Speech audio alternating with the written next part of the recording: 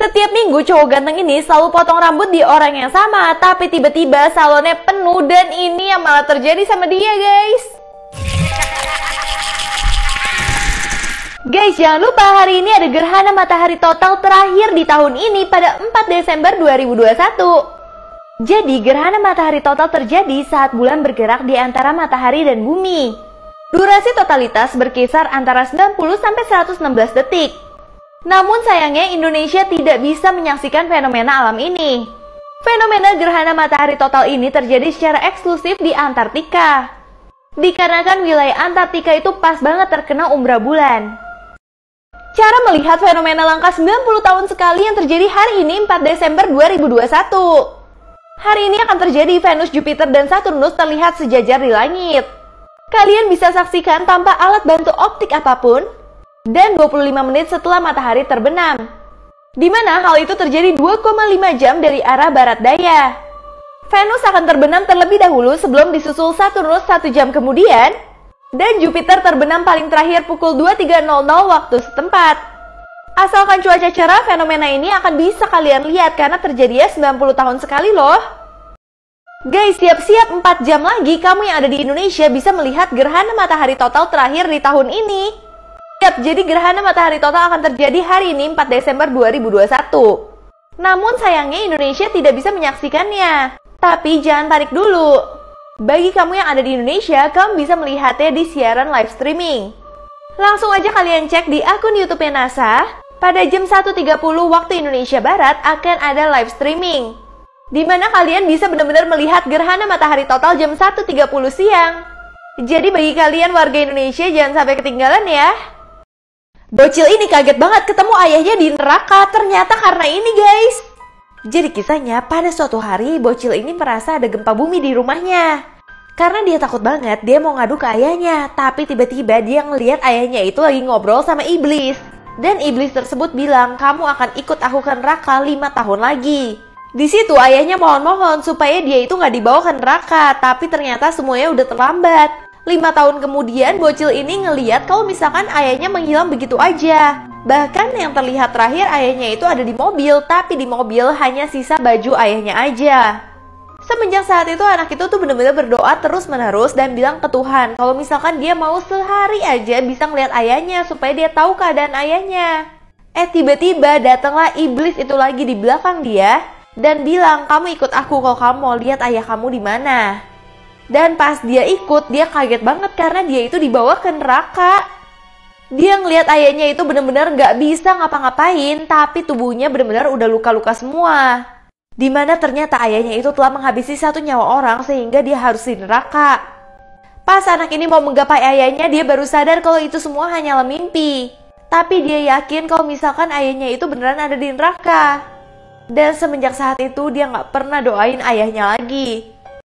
Seorang ibu menyewa Santa Claus supaya anaknya itu percaya sama Santa, tapi si Santa malah mau berhubungan itu sama ibunya.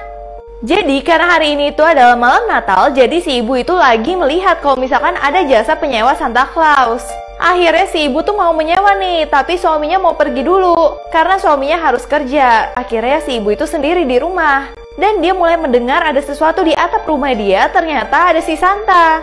Tapi dia bingung banget, kok Santa ini kayak Santa beneran ya? Soalnya datangnya nggak dari depan, tapi dari atap.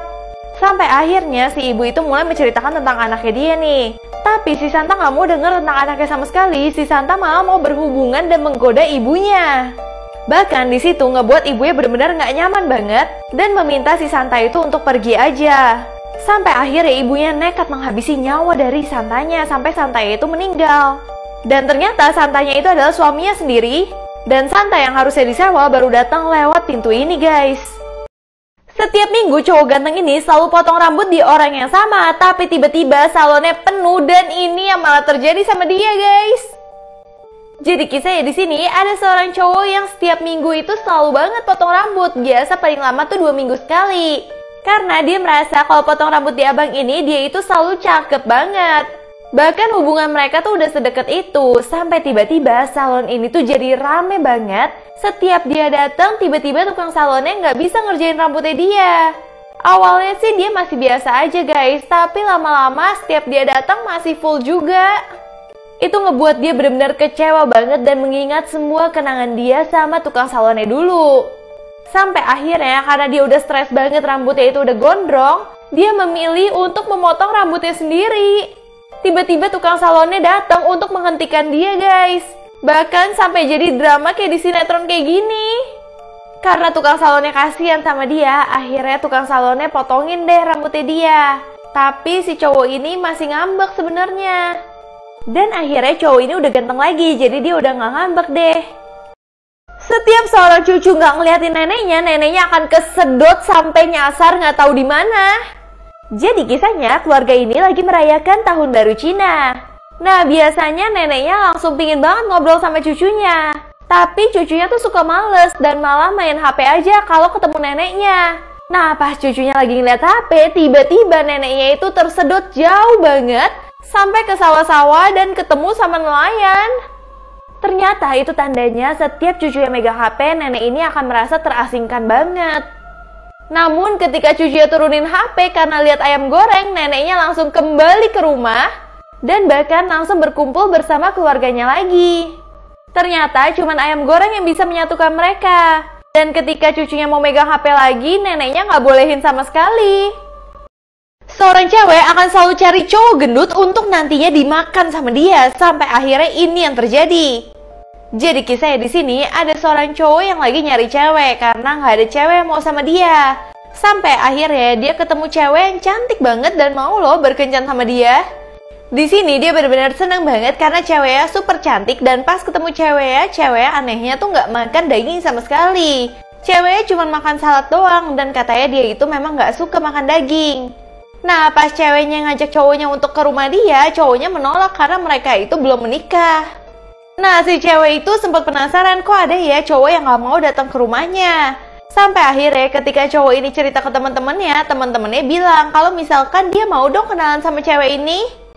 Nah terus akhirnya temennya itu mau berhubungan dengan cewek ini. Tapi ternyata cewek ini tuh gak mau hubungan tapi malah mau makan cowoknya. Akhirnya temennya meninggal begitu aja, tapi si cewek terus ngikutin cowok yang pertama tadi. Dia benar-benar kaget banget karena cowok ini ternyata orang yang baik, bahkan sering ngurusin anak-anak di panti asuhan. Akhirnya si cewek ini berusaha untuk menjauh sama si cowok karena dia nggak tega untuk makan cowok baik ini. Tapi si cowok udah terlanjur suka dan malah nyamperin cewek dan ayahnya di apartemen. Nah ayahnya yang suka juga makan manusia langsung mengizinkan cowok itu untuk masuk, apalagi cowok itu cowok gendut yang memiliki daging banyak banget untuk dimakan. Tapi ceweknya udah terlanjur cinta sama cowok ini. Dan ketika ayahnya mau makan si cowok, si cewek malah menghabisi nyawa ayahnya. Dan mereka malah makanin ayahnya bareng-bareng.